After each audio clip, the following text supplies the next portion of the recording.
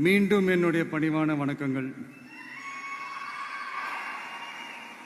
நான் இன்னைக்கு எதுவும் பேச வேணான்னு தான் நினைச்சேன். பட் ஒரு முக்கியமான ஒரு விஷயத்தை பற்றி இன்னைக்கு நான் பேசலைன்னா அது அவ்வளோ கரெக்டாக இருக்காதுன்னு எனக்கு தோணுச்சு.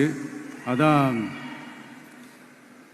அது என்னவா இருக்குன்றது நீங்களே கெஸ் பண்ணியிருப்பீங்க. எஸ், நீட்டை பற்றி தான்.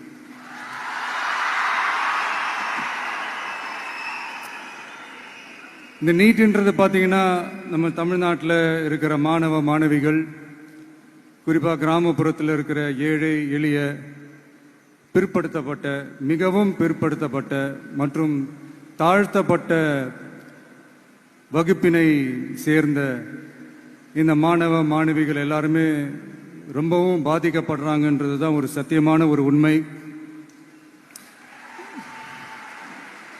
இந்த நீட்டை பற்றி ஒரு பிரச்சனையாக நான் பார்க்குறது என்னென்னா, ஒன்று இந்த நீட் இந்த மாநில உரிமைகளுக்கு எதிரானதாக இருக்குது. நீங்கள் 1975க்கு முன்னாலே பார்த்தீங்கன்னா இந்த கல்வி மாநில பட்டியலில் தான் இருந்துச்சு. உங்க எல்லாருக்குமே தெரிஞ்ச ஒரு விஷயம்தான். அதுக்கப்புறமா தான் அது ஒன்றிய அரசு வந்ததுக்கப்புறம் அது பொது பட்டியலில் அது சேர்த்தாங்க. எனக்கு தெரிஞ்சு அதுதான் ஒரு முதல் பிரச்சனையாக ஒன்று ஸ்டார்ட் ஆச்சு. ரெண்டாவது பார்த்தீங்கன்னா, ஒரே நாடு, ஒரே பாடத்திட்டங்கள், ஒரே தேர்வு.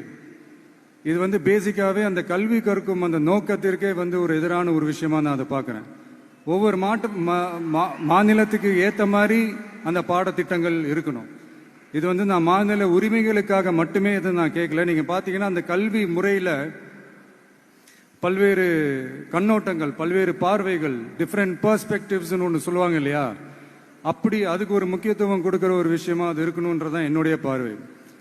Diversity is a strength, it is not a weakness. பன்முகத்தன்மை அப்படிங்கிறது அது ஒரு பலமே தவிர பலவீனம்னு சொல்ல முடியாது. இதில் இன்னொரு முக்கியமான ஒரு விஷயம் என்னன்னா, மாநில மொழியில் படிச்சுட்டு, ஸ்டேட் சிலபஸில் படிச்சுட்டு, என்சிஇஆர்டி சிலபஸில் தேர்வு வச்சா அது எப்படிங்க? அதுவும் கிராமப்புறத்தில் இருக்கிற மாணவ மாணவிகள், அதுவும் அவங்களுடைய மருத்துவ படிப்புக்கு கொஞ்சம் யோசிச்சு பாருங்க, இது எவ்வளோ ஒரு கடினமான ஒரு விஷயம்னு.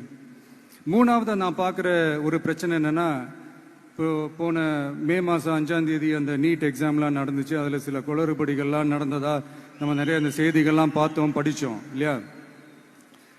அதுக்கப்புறமே என்ன ஆயிடுச்சுன்னு பார்த்தீங்கன்னா, அந்த நீட் தேர்வுக்கு மேலே இருக்கிற அந்த நம்பகத்தன்மையை மக்கள் மத்தியில் சுத்தமாக போயிடுச்சு. இனிமேல் நாடு முழுக்க அந்த நீட் தேர்வே தேவையில்லை அப்படிங்கிறத இந்த செய்திகள் மூலிமா நாம் எல்லாருமே புரிஞ்சுக்கிட்ட ஒரு விஷயம். சரி, இதுக்கு என்னதான் தீர்வு அப்படின்னா, நீட்டு விலக்கு தான் இதுக்கு உடனடி தீர்வு. நீட்டு ரத்து கோரி தமிழக சட்டமன்றம் கொண்டு வந்திருக்கிற அந்த தீர்மானத்தை நான் மனப்பூர்வமாக வரவேற்கிறேன். இதுக்கு அந்த ஒன்றிய அரசு அந்த கால தாமதம்லாம் எதுவும் செய்யாமல் தமிழ்நாட்டு மக்கள் அவங்களுடைய உணர்வுகளுக்கு மதிப்பு கொடுத்து இதை சீக்கிரமாகவே இதை சால்வ் பண்ணணும் அப்படின்றதான் இங்கே நான் கேட்டுக்கிறேன். சரி, ஓகே, இதுக்கு நிரந்தர தீர்வு தான் என்ன அப்படின்னா, அந்த கல்வி பொது பட்டியலேருந்து மாநில பட்டியலுக்கு கொண்டு வரணும். ஒருவேளை அதில் ஏதாவது சிக்கல்கள் இருக்கு அப்படின்னா ஒரு இடைக்கால தீர்வா இந்த இந்திய அரசியலமைப்பு சட்டத்தை திருத்தி ஒரு ஸ்பெஷல் கன்கரண்ட் லிஸ்ட், சிறப்பு பொது பட்டியல் அப்படின்னு ஒன்று உருவாக்கி அதுல கல்வி மற்றும் சுகாதாரத்தை அதுல சேர்க்கணும்.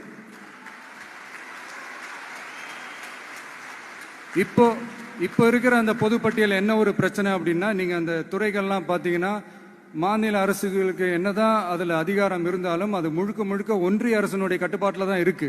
அதனால மாநில அரசுகளுக்கு அந்த முழு சுதந்திரத்தை அது தரப்பட வேண்டும் அப்படின்றதான் இங்க என்னுடைய தாழ்மையான ஒரு வேண்டுகோள்.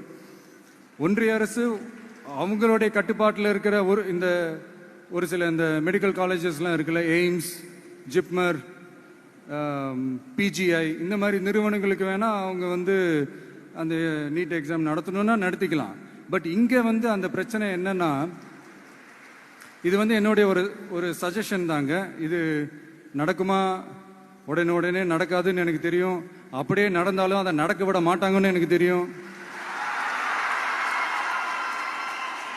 ஸோ அதனால இந்த சந்தர்ப்பத்தில் என்னுடைய சஜஷனை உங்ககிட்ட அதை நான் பகிர்ந்துக்கணும்னு ஆசைப்பட்டேன். இதுதான் என்னுடைய தனிப்பட்ட ஒரு கருத்து நீட்டை பற்றி. ஸோ மற்றபடி வேற ஒன்றும் இல்லை. வந்திருக்கிற என்னுடைய friends, learning is fun, education is celebration.